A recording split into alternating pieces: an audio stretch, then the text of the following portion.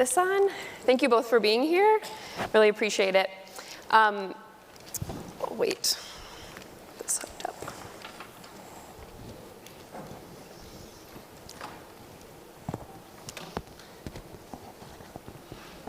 All right.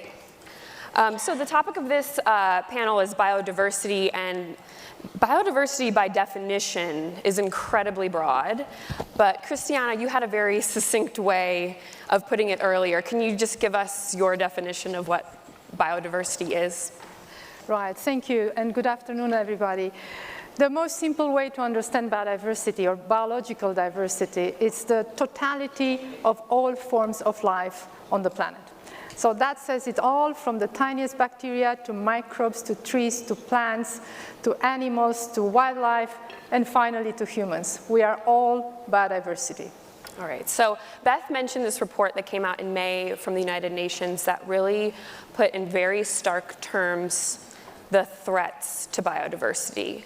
And I'm wondering, Christiana, if you can, well, it said that it's declining at rates that are unprecedented in human history, with some 1 million plant and animal species threatened by extinction, many within just a decade.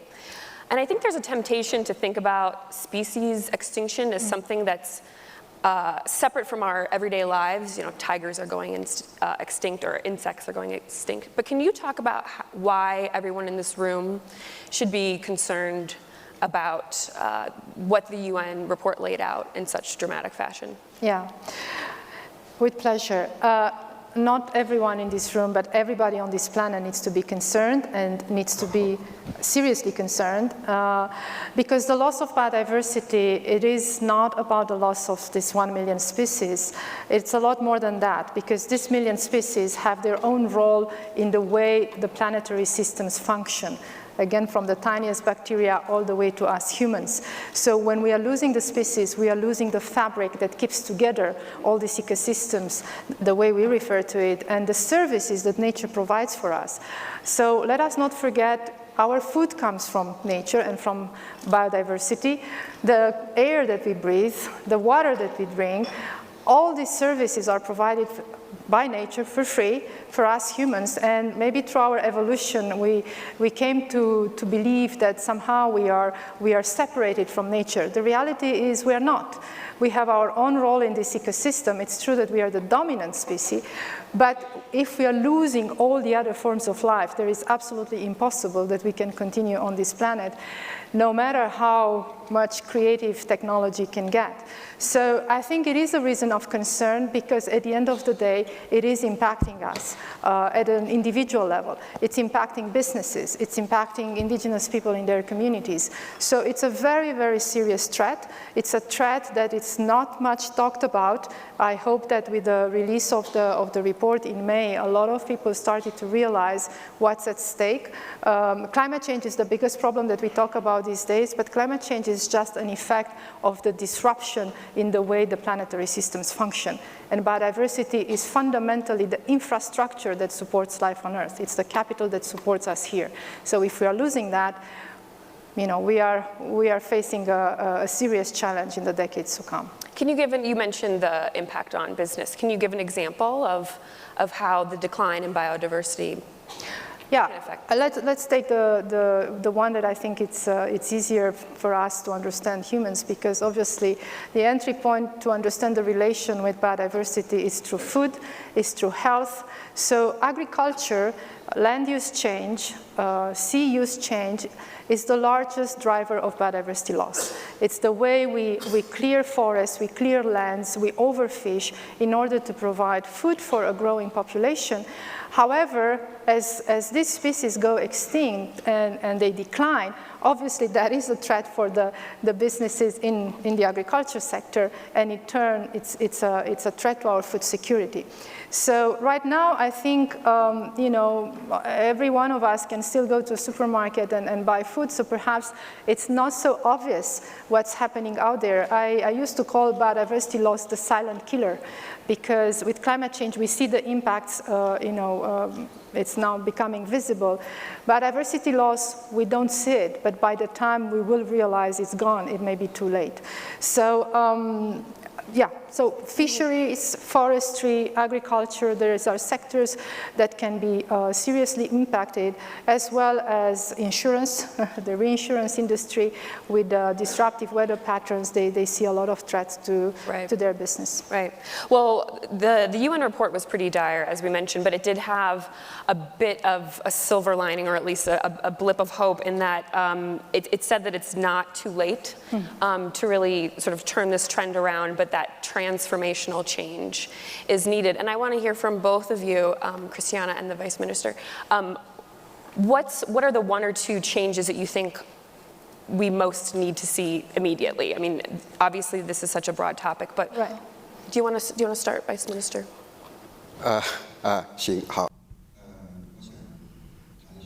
Yes, I want to share with you my observations. Well, from the government perspective, well, I'm the Vice Minister of the Chinese government facing up to this threat, the loss of biodiversity. The government shall play critical and important role. I can share with you the understanding of the Chinese government and how to preserve the biodiversity. In 2011, the National Committee of Biodiversity Conservation was established, led by the Vice Prime Minister of the country. Later on, we had the National Plan on Protection of the Biodiversity,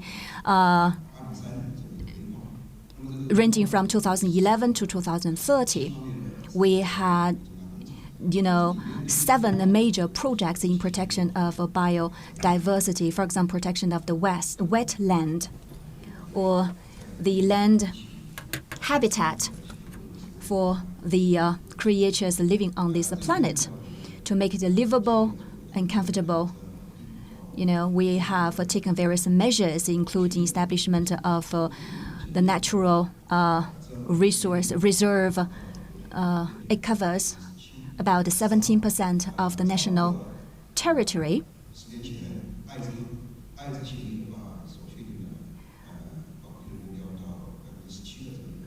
Actually, 18% to be specific, higher than the original target of 17%.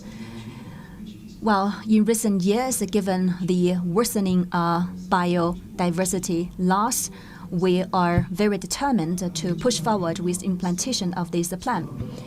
Apart from this, reserve, we're going to identify and select some other fragile and threatened areas. We try to include these areas into our reserve. This plan has been implemented for 3 years. And we have, labeled these areas. We hope that we could extend this area of reserve to 25% of the national territory. This is our target. And the government also have put in place various policies and practical measures ever since the 18th CPC National Congress. President Xi Jinping encouraged the establishment or formulation of the supervision for the implementation of the biodiversity conservation, and this has to be implemented at a local level with the help of the local government. To make the implementation as effective, efficient as possible, I can give you a quite concrete example. Now we are having this very important forum by Fuxian Lake, but a couple of years ago, there are a lot of human activities going on by the lake, including some restaurants, the hotels, not environmentally friendly, and there are a lot of development going on by the lake. Well, the local government has realized, something has to be done to change for a better environment by the lake, for the quality of the water in the lake and also for the habitat by the lake need to be improved. After years of endeavor, you can enjoy a very beautiful and very well-regulated environment here by the lake. More importantly, I want to tell you that the quality of the water in the lake has been very much improved. This is one of the most beautiful freshwater body with one of the largest size compared to other freshwater here in China. About 20 billion cubic meters in this water body. So after years of effort, now we can enjoy this beautiful, picturesque lake with a very good quality of water. So we're sitting right here on an example of what government intervention, government projects can do. And Christiana, when we talked just beforehand, you said that we should be thinking about the crisis of biodiversity not necessarily as an environmental problem, but as a problem in terms of the economy. Can you explain that? Because I think that's a really great way to put it. And I would rather refer to a planetary emergency, because the biodiversity loss crisis is linked to climate change, it's linked to oceans destruction, it's linked to everything else. So it's not just one siloed approach, it's a series of crises that are all interconnected because the planet works as one system. And yes, I look at biodiversity not as an environmental problem, but as fundamentally an economic problem, because the drivers of biodiversity loss are coming from the economic activity, and in fact are coming very much so from the perversive incentive that we give to activities that at the end of the day harm nature. So to fix it, it's important to take policy measures that are coherent and that are addressing in this revolutionary transformational change that the report talks about. The big challenge that we have is that we, according to the scientists, do not have a lot of time.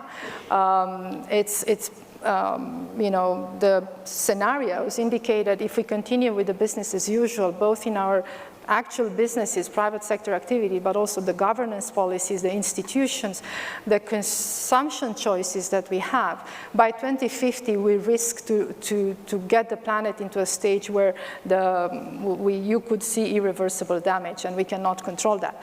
Now, in 10 years' time, what can we do is to work together collectively, both governments who have their very important role to set out the policy framework that would incentivize good for nature, tax the bad, internalize the externalities of pollution, and really have the political courage and the bold determination to redesign policy measures and perhaps economic models. I think the economic development models fundamentally need to put at the center nature, because this is the foundation, this is the capital on which our economic system and our societal system stays. And that paradigm shift, perhaps it's not easy to take and to shift faster, but we do not have many alternatives.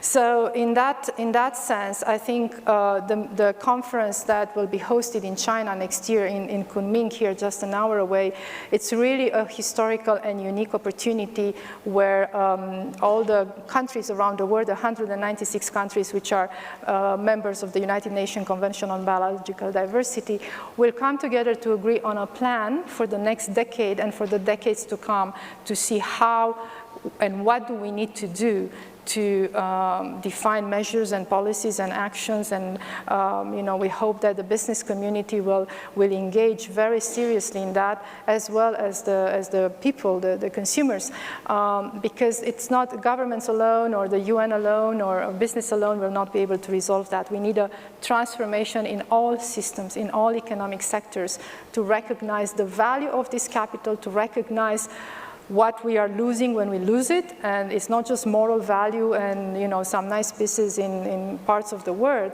it's monetary value that we are seriously losing. Right, so you mentioned this is the 15th conference of the parties to the Convention of the Biological Diversity. So that's taking place next year in Kunming. Hosted by... Right, and Vice Minister, I wanted to ask you, as host of that conference, what are you hoping will be the outcome of that?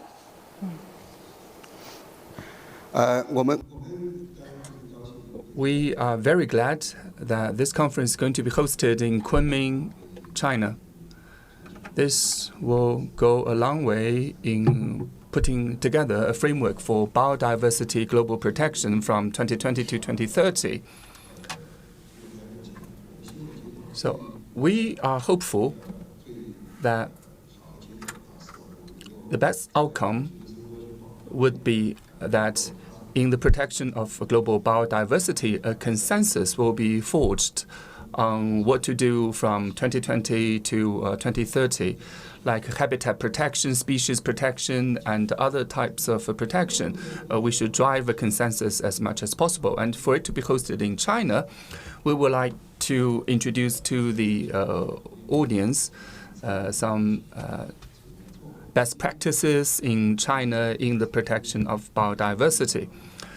Here in China, we have had a lot of experience, learnings, and takeaways in the protection of ecosystem, habitat, and other bioresources. So we would like to bring our experience to the reference of others. Christiana, you compared it to the accord that could come out of that meeting. You compared it to the one that came out of Paris, and we know sort of how influential that was when it was first agreed to. I wanted to ask you both, obviously in this forum it's important to talk about businesses' role in this. Christiana, you talk to businesses quite often. I'm wondering what argument you find to be most persuasive when you are talking to businesses and sort of convincing them that that biodiversity, there's a business case for protecting biodiversity. Yeah. Definitely, there is a business case, but I mean, I don't have to necessarily convince them. I think many of them are starting to become convinced themselves for a variety of reasons, you know, ranging from moral responsibility, social responsibility to, you know, competitive advantage, or simply realizing, I think the vast majority, this is a risk and a threat to the business. And then they engage in action. And I hope, you know, you are all in this room, a lot of you coming from the business community at a sustainability forum, so perhaps I'm talking to the converted. But it's true that what I have seen in the last 2 years since I've been leading this convention, it's a surge in business interest from a variety of forums, so, you know, from the World Economic Forum to many other events. Just a few weeks ago in Paris with President Macron of France, he introduced biodiversity as one of the topics for the G7 political meeting. And that's unprecedented because we don't usually see biodiversity being reflected in this kind of super high level political dialogues, but it's because he recognizes the challenge and the threat that it's almost existential to the planet. So with that, what was very interesting, it's the formation of several business coalitions, and we are talking large businesses here, coming together to, there is an alliance called Business for Inclusive Growth, which includes companies such as Danone and Nestle, companies in the textile industry, in the fashion and luxury brands who realize that it's critically important to really you know, reduce their footprint, or if anything, have a positive impact on biodiversity throughout their supply chain, because their business depends on biodiversity. So some of them will come to the UN in 2 weeks' time at the UN General Assembly and feature these alliances there. It's very important to see businesses starting to move in this direction and make commitments. But honestly, we need not just pioneers and champions, we need essentially the whole world to move on. And there is just one other small point, it's the opportunity that exists for businesses in the eco-innovation and green business entrepreneurship, because there are models out there where it's a win-win for business and for economy and for people from eco-entrepreneurship. So businesses that start green from the very beginning, circular economy, I mean, there are many. Right. I mean, you mentioned there's a sort of a groundswell of business support for this in the last 2.5 or year and 2 years a bit more or so. Yeah. I'm wondering what you think is behind that. I mean, why all of a sudden? Do you have some thoughts on that? Yes, indeed. I fully agree with what she has shared. The business community is playing a bigger role in the protection of biodiversity. It's going to bring about win-win results. Through such actions, companies can benefit economically while protecting the environment and the nature. In China, we have a lot of success stories about being green. For example, 10 years ago, there's a desert in China that was expanding rapidly. And then a company came to its protection and reservation of the lands around the desert with the support of the government. So on the one hand, they planted a lot of trees along the forest. At the same time, they developed some eco-products like eco-resources grown in or around the desert. And they became very successful with their business as well. And that company has become very successful. At the same time, the desert is being well treated, and it has won acclaim from the International Convention on the Prevention of Desertification. And the global conference was hosted in that desert. And 10 years ago, there were only 10 species. Now they have around 500 species, by and large restoring what it was like before, very successful. And also, many Chinese companies are also making contribution to an infrastructure conducive to ecosystem protection. And they are translating a government mandate into voluntary actions. For example, in the Tibetan and the Qinghai Plateau, while building a railway link, the railway company, while satisfying the minimal requirements of the EIA, Environmental Impact Assessment, they have also taken extra steps to protect the ecosystem along the railway links. And that helps a lot with finding the harmony between man and nature with infrastructure development. And in Yunnan province, we have another success story as well, whereby around 2 years ago, in developing a hydropower project, the company realized the importance to protect some local species, and the development planning was readjusted accordingly. So that some species have been well protected. Those are very good success stories and examples. All right, well, it's always nice to end on a success story. We're out of time, but I thank you so much for joining us and sharing your insight on what is obviously a critical issue for business and government. So thank you so much. Okay.